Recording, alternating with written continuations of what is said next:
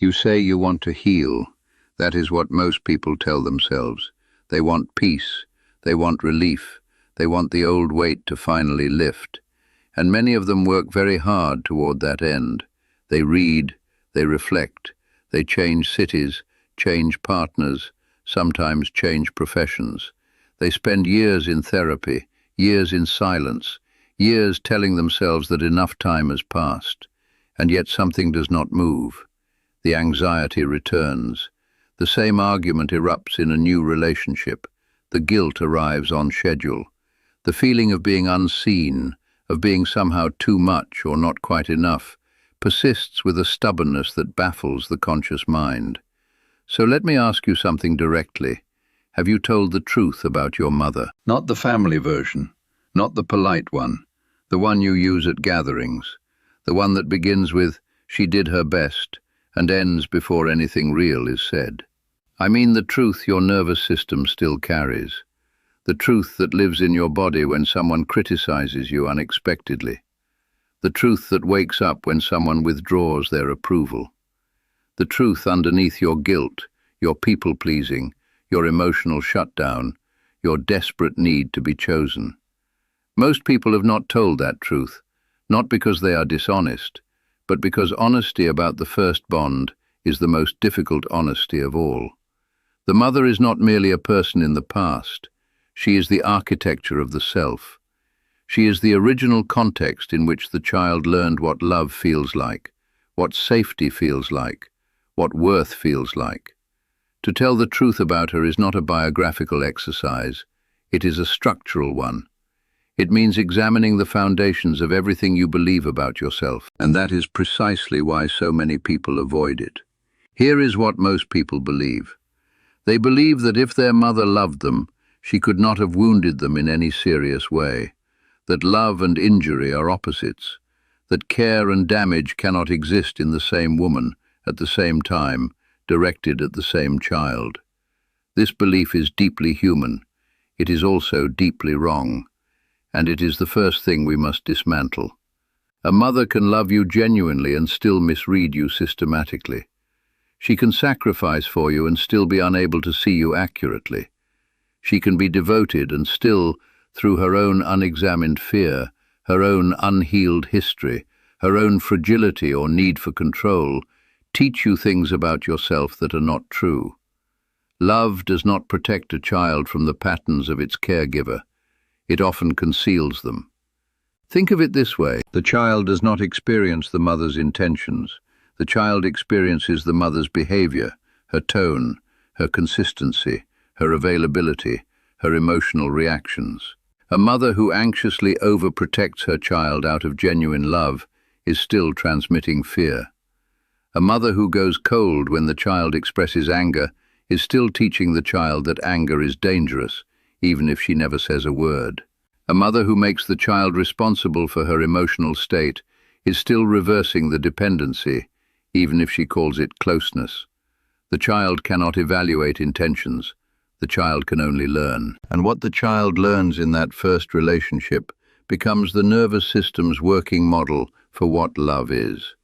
Not love as an idea, love as a felt experience, love as a pattern of expectation, of arousal, of relief and disappointment. The first bond does not merely give the child warmth, it gives the child a template. And that template, installed before the child has language or judgment, travels forward into every subsequent relationship, operating below awareness, shaping what feels normal. This is not a metaphor, this is the mechanism. When a person consistently chooses unavailable partners, when closeness reliably triggers anxiety, when being needed feels more comfortable than being loved, these are not character flaws. They are often the residue of an early attachment pattern that the nervous system is still faithfully replicating.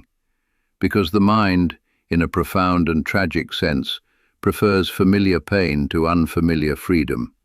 Familiarity feels like safety, even when it is not. But here is the strange part. Most people can recognize this pattern in theory. They nod along, they say, yes, I understand the concept, and yet the pattern continues. Why? Because understanding is not the same as confrontation. Confrontation requires something more uncomfortable than insight. It requires you to go back to the specific, concrete emotional reality of your childhood and say, this happened, this was real, not as a general statement about difficult childhoods, but as a precise account of what you actually experienced and what it actually cost you. Let me show you what I mean. I have observed a particular kind of person who will say, if you ask them about their childhood, my mother was wonderful, she worked hard, she was always there. And then, if you sit with them long enough, something else emerges. They cannot remember being comforted when they were frightened. They cannot recall being delighted in simply for existing, not for performing, not for achieving, not for being good. They describe a mother who was present in every logistical sense and absent in every emotional one. But they do not call it absence, they call it normal. That is the defense in operation. When what is missing has always been missing, the mind does not register it as loss, it registers it as reality. The child does not grow up thinking, I am deprived of emotional attunement. The child grows up thinking, I am not the kind of person who gets comforted. That distinction matters enormously, because the first statement is a description of what happened.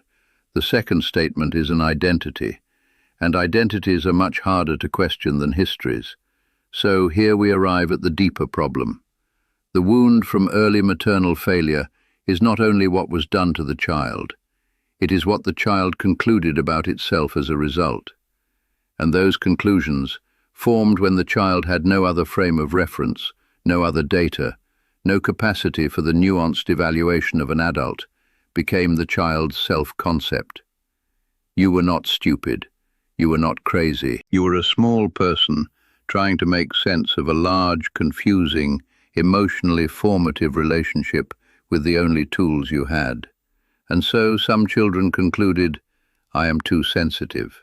Some concluded, my needs are a burden. Some concluded, I must earn my worth through performance. Some concluded, love is something you work for, worry about, prove yourself into. Some concluded, the safest strategy is to have no needs at all. These are not character traits, they are solutions, adaptations to a specific relational environment. Armor that was necessary once and then, because it was never removed, fused to the skin. And now I want you to think about where that armor appears in your life today. Not as a question about the past, as a question about the present. Do you feel disproportionate guilt when you say no to someone? Does approval from others carry a weight that seems larger than it should? Do you find yourself working very hard to manage other people's emotional states? Do you become anxious in the silence of a person you love? Do you shut down in conflict, go blank, lose access to what you feel? These reactions are not random, they have a history. But here is what is more unsettling. They also have a purpose. The mind does not maintain patterns uselessly. When a person compulsively manages others' emotions, there is usually an early reason for that vigilance. When a person cannot tolerate disapproval, it is often because, at an earlier and more vulnerable moment, disapproval carried real consequences for their sense of safety or belonging. The defense made sense once. That is what makes it so difficult to release. Now let me complicate this further, because some of you are thinking, yes, I understand the absent or cold mother. I can see how that might produce this kind of damage. But my mother was not cold. She was involved. She was extremely involved. She called every day. She had opinions about everything. She worried constantly. She made me feel guilty when I tried to create distance. She framed every boundary I attempted as an act of abandonment. Does that count? Yes. And in some ways that particular form of maternal influence is more confusing than coldness, because it is dressed in love. It presents itself as devotion. It is very difficult to name as harmful without feeling like a monster. But there is a distinction I want you to hold carefully. Presence is not the same as attunement. Involvement is not the same as recognition. A mother who is always there but always redirecting the child's experience toward her own needs, her own fears, her own emotional requirements, is not providing care in any deep sense. She is providing a relationship in which the child's interior life is consistently subordinated to hers.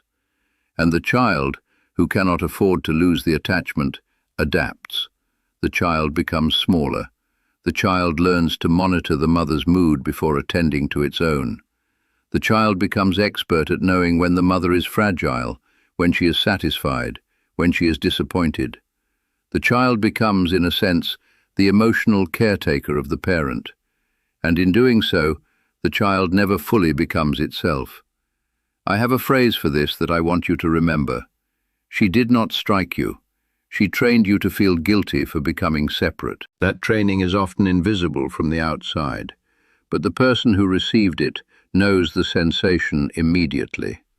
It is the feeling that independence is dangerous, that having your own life is a kind of betrayal, that your individuality is something you must apologize for, minimize or hide, that love is conditional, not on what you do, but on how much of yourself you keep available for her.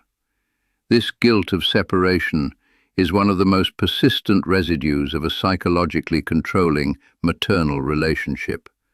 And I want to be precise about what I mean by control here, because people often imagine control as overt command. But maternal psychological control is frequently much softer.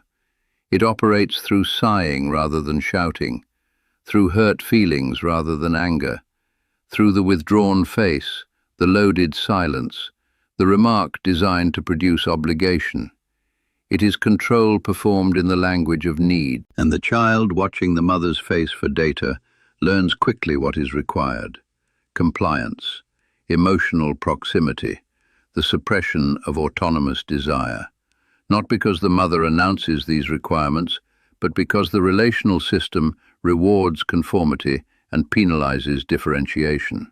The adult who emerged from that system often has no idea why they feel a low hum of guilt almost continuously, why they cannot make a decision without imagining someone's disappointment, why their sense of self seems to dissolve in close relationships, why they feel, underneath the competence and the achievements and the managed surface of their life, somehow not fully real.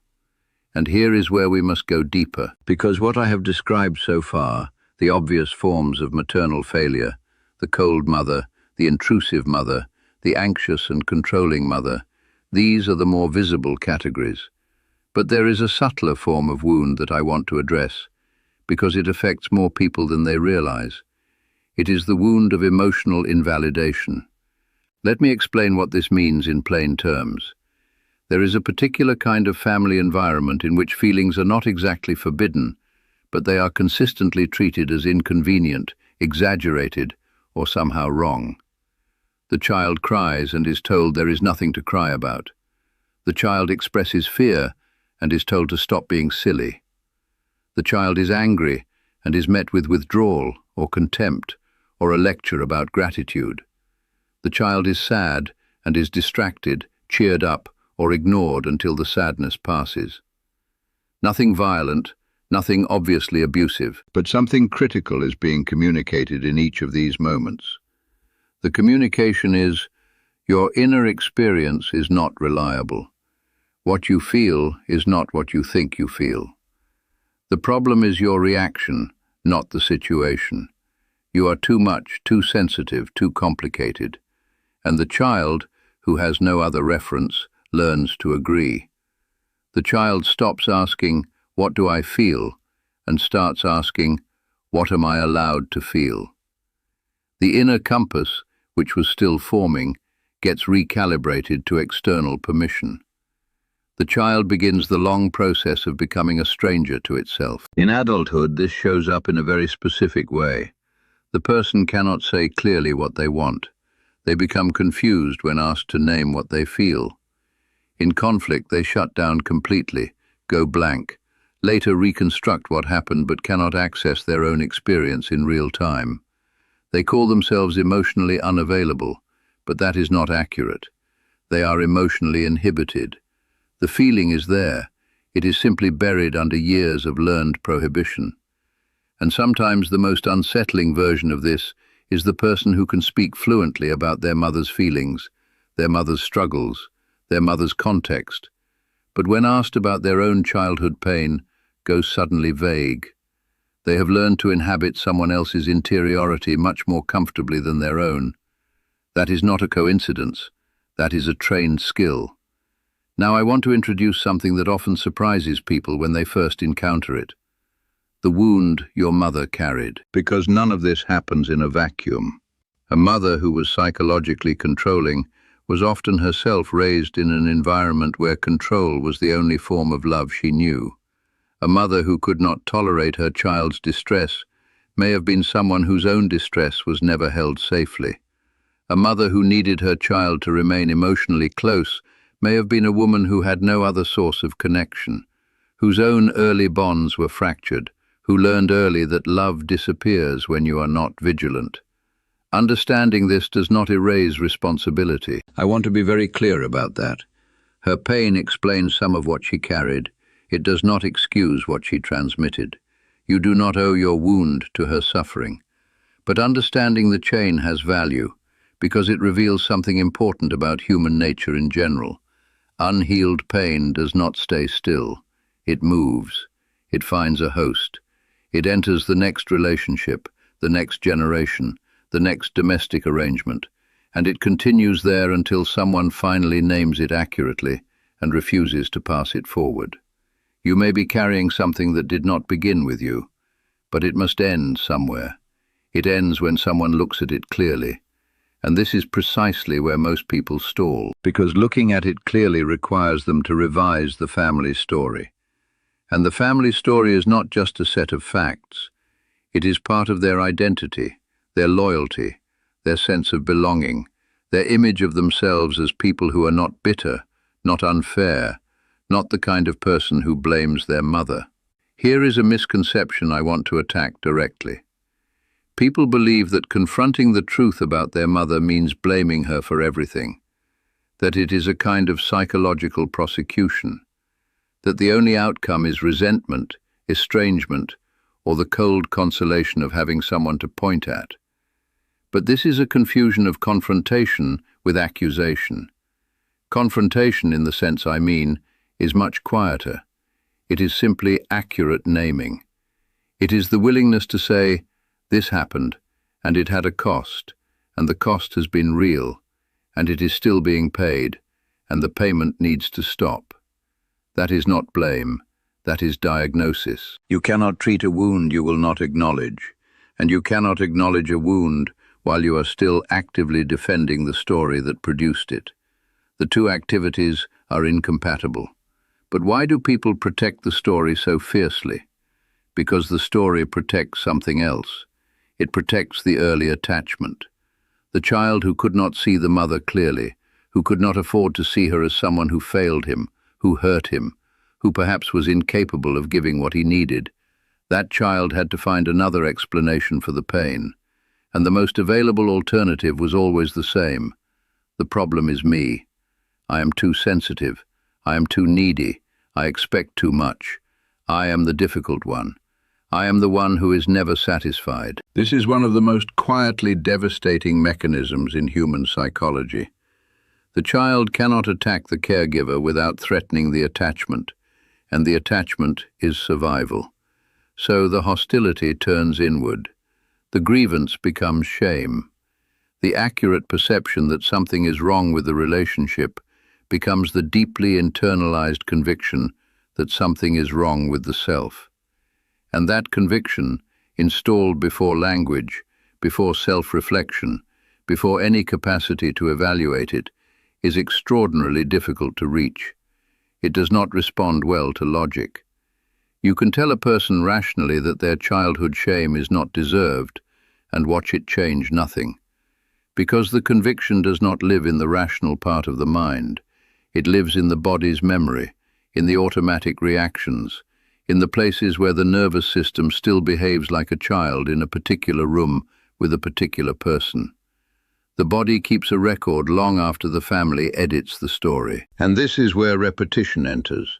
I want you to think about the adult relationships of someone who was raised in the way I have described, who learned that love is conditional, that needs are burdensome, that emotional honesty is dangerous, that the self must be managed and presented carefully or withheld entirely.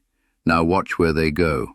They often go toward people who are familiar, not people who remind them of their mother in any obvious way, but people who activate the same emotional grammar, people around whom they feel that familiar combination of longing, uncertainty, vigilance, and effort. People who require them to work for love in the way they once had to.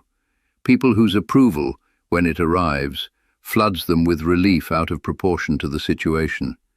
This is not masochism. This is recognition. The mind does not know it is repeating. It believes it is choosing. It feels like attraction, like chemistry, like the inexplicable pull toward someone specific. But underneath that pull is often something else, the sense of being in a known emotional terrain, of understanding the rules, of knowing how to be in this particular kind of love, even if that love is painful. You do not merely remember your mother, you keep meeting her in new disguises. And the terrible cost of this is that people can spend decades in relationships that reactivate the wound without ever healing it. Each new version of the familiar dynamic confirms the old belief: I am not enough. I must try harder. If I could just become what is needed, the love would finally arrive, finally be secure, finally hold. It never does, because the wound cannot be healed by a repetition of the wound. Now I want to address something that comes up without fail when these ideas are discussed. People say, I have already done the work. I have been to therapy. I understand my history. I know where my patterns come from, and still nothing changes. And I want to take this seriously because it is not a complaint made in bad faith. It is a genuine and painful observation. Here is what I believe is happening in many of those cases. There is a difference between insight and mourning. Insight tells you what occurred. Mourning allows you to actually grieve it.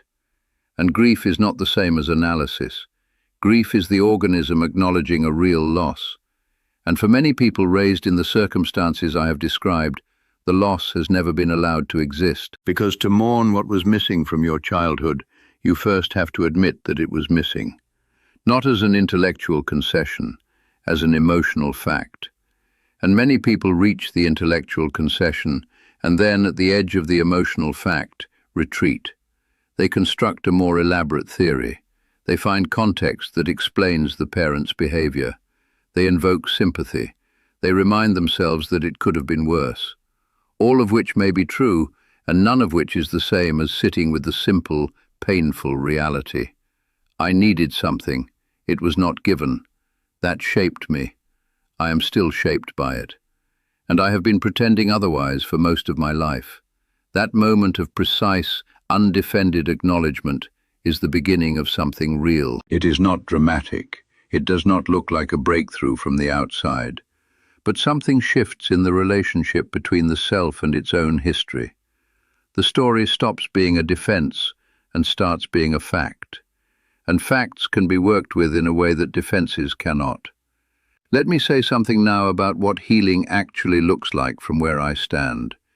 It is not forgiveness, at least not as forgiveness is usually understood. The demand to forgive quickly is often another form of suppression, another instruction to stop feeling what you feel, another social pressure to be more comfortable for others rather than more honest with yourself. Genuine healing begins much earlier in the process than forgiveness. It begins with what I would call accurate witness. The willingness to see your own history without the distortion of loyalty, idealization, or self-protection. To see what actually happened to you, to the child you were, with the same clear-eyed compassion you would extend to any other child in that situation. Most people find this surprisingly difficult. They are far harsher toward their own past self than they would ever be toward a stranger's child. They interpret their own childhood pain as weakness, exaggeration, or selfishness. They dismiss their own suffering with a fluency that would be considered cruel if directed at anyone else. And beneath that cruelty is usually the voice of the original invalidation, the voice that told them their feelings were wrong, inconvenient, too much. That voice is not a character flaw. It is an internalized other. And the task of healing, in its most essential form, is the gradual, imperfect replacement of that voice with something more accurate and more merciful. Not because the past was fine, not because the mother was innocent, but because the child inside you still deserves a more honest witness than you have been offering. The goal is not to become bitter. The goal is to become precise. There is a distinction between the person who is consumed by grievance and the person who has simply told themselves the truth.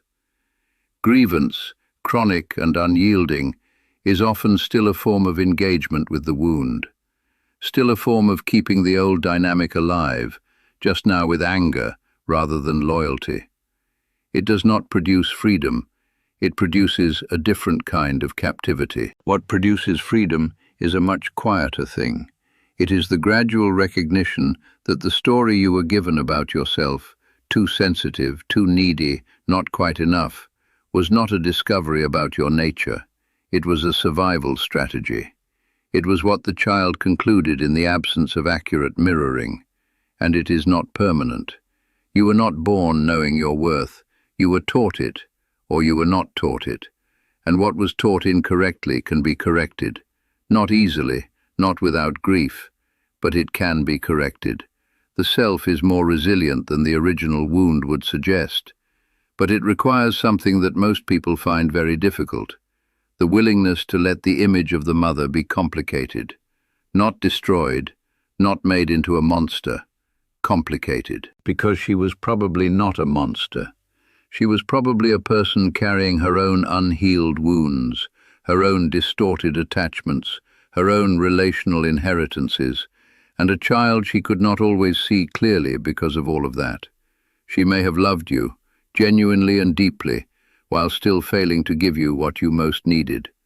Both things can be true at once: love and inadequacy, devotion and damage, presence and invisibility. Holding both of those truths simultaneously is one of the more demanding psychological tasks I know of. But it is the honest one. And it matters because the version that collapses into pure blame is almost as limited as the version that collapses into pure idealization.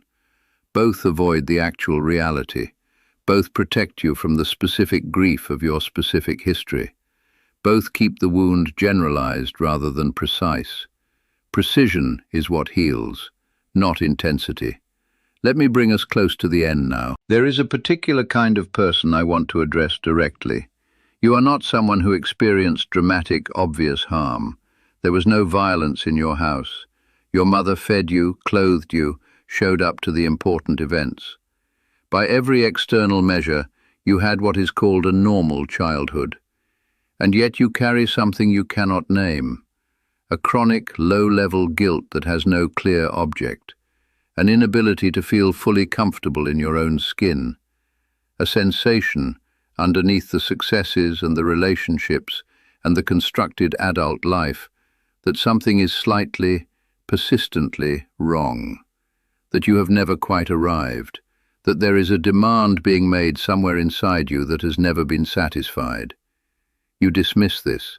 You tell yourself you have no right to feel this way. You compare yourself to people with real problems and find yourself ungrateful. You try to think your way out of it, reason yourself into contentment, and it works temporarily, and then the feeling returns. I want to tell you that this experience is not weakness. It is not ingratitude. It is not neurosis without cause. It is the result of having your emotional reality consistently misread or disregarded at a time when you had no alternative but to accept that misreading as truth. It is the result of having learned, through the most intimate relationship available to a child, that your inner experience is somehow not quite trustworthy, not quite legitimate, not quite the right amount of anything. What was missing can shape a life as much as what was done.